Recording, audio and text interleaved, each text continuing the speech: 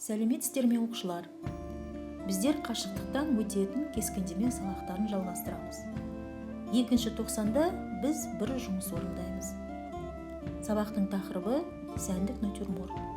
Бұл натюрморт А3 көлемге орындалады. Ал бүгінгі сабақтың мақсаты сәндік натюрморттың жоба суретін орындау. Сабаққа қажетті құралдар: А5 көлем, жай қарындаш пен өшіргіш, су бояуы немесе гуашь бояулары, қылқалам, ыдыс, палитра. Алдымен айтып кету керек. Сәндік натюрморт ол натюрморттағы заттардың көлемдік пішіндері сәндік шешімінде шартты қалыпқа өзгеруі.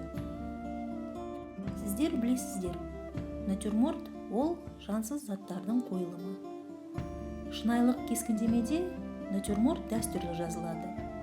Заттардың көлемдік пішіндері сомдалады.